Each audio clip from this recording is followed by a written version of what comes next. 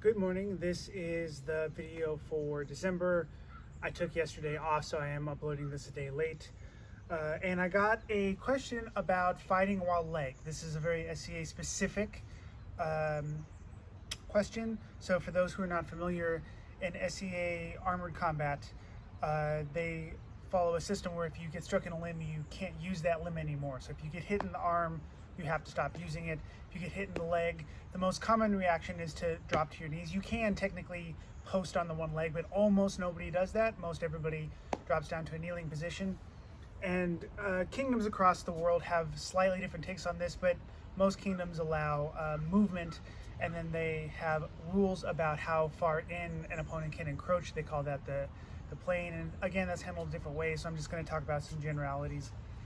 And I think it's worth noting, so this question was about using a longsword against mixed weapons, because predominantly tournament combat in the SCA is sword and shield. So when I enter tournaments with my longsword or my sword and buckler, 90+% of the people I'm fighting are sword and shield, and I've had to learn to overcome those struggles, because the rule set in SCA heavy combat really does favor sword and shield. And so the question was, how, as a longsword practitioner, do we deal with sword and shield guys when we're legged? And I think we have to acknowledge that that is a really tough fight. If you think about how to win in a mixed weapon rule set in SCA heavy combat when you're legged, much like in jiu-jitsu, they say if you're defending the rear naked choke, you messed up somewhere along the way. We have to acknowledge that the best strategy is not to be here. So we shouldn't be planting, letting sword and shield guys run in on us and then smack us in the leg. But shit does happen. And so how have I generally dealt with surviving and winning against sword and shield fighters when I'm legged as a longsword practitioner? And it's a tough fight. If you're fighting someone of equal or higher skill level, it's a tough road. It's not impossible, but it is tough. So I think rather than give people techniques, I want to talk about some strategies, and because I am who I am, it's really going to be focused on movement. So the first one is that once I've been legged and the opponent wants to come in, if I can land a quick thrust on the way in, I will absolutely do that. I have no problem with that.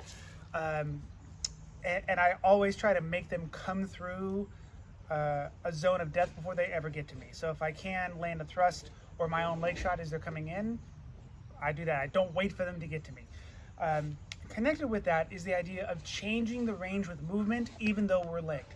So one of the things, as you can see, I'm settled, and this is pretty common, but when opponents come in, I will post up to receive them, and I do that for a couple of reasons. One is, as they're coming in, if I look at my thrust and then I raise, I can extend, trying not to fall over, I can extend my range on my initial thrust by posting up on rather than resting back on my heels. The other thing is that this creates kind of the point of impact a little farther forward. So if my thrust doesn't land and I posted up and the opponent comes onto me, this gives me the ability to settle back and create space. So if I have to have contact happen, I want the contact to happen up and forward. So I will come off of my heels and I will extend my arms so that the point of contact happens out here, so that I can, if I need to, drop back and create space for those lower attacks. So this manipulation of range, this extension, forcing the opponent to make contact out, which gives me the ability to sink back down and create that space, is very important. If I am settled and they get all the way on me when I'm settled and I have nowhere to go, this is really, really tough. Again, we don't want this. So if I can make contact happen when I'm out and posted and then settle back down as I'm transitioning, that's going to be really, really important. So think about manipulating the elevation and the forward and back of the point of contact, even when you're legged.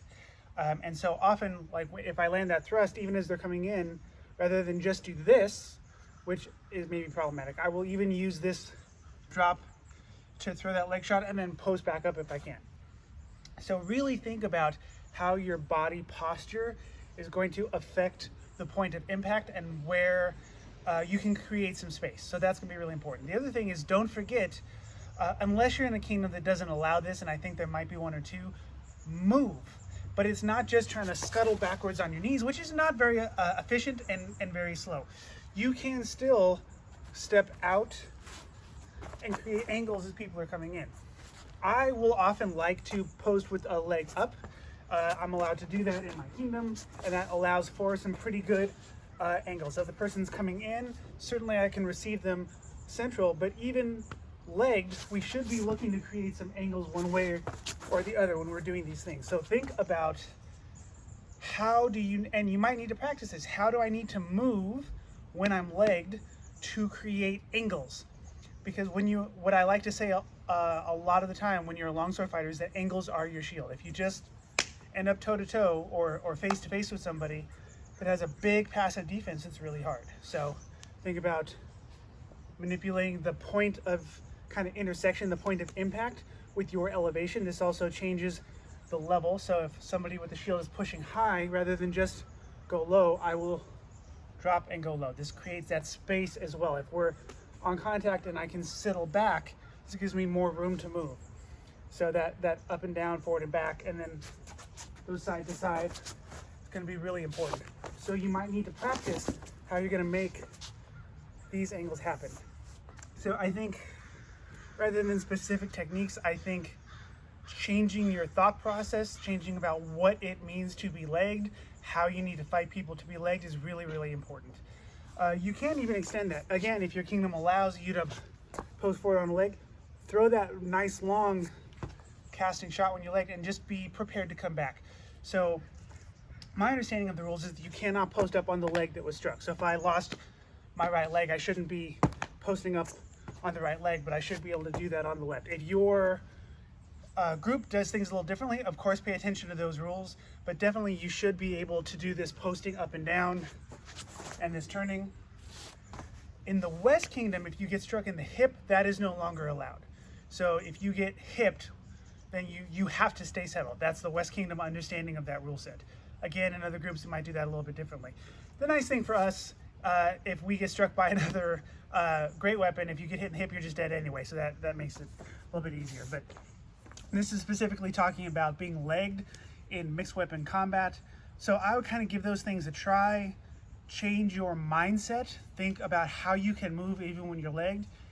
Practice moving when you're legged if you haven't, because that's really going to be important. And I really do think that a big key is that posting to create that point of impact here, so that I have kind of that ability to drop and create space in my back pocket. If the initial contact is I'm already here, it's very hard to create that space off of you. So we really want to make that initial impact happen as far out as possible, and then we at least have some wiggle room to sink back and create space or post out and create those angles.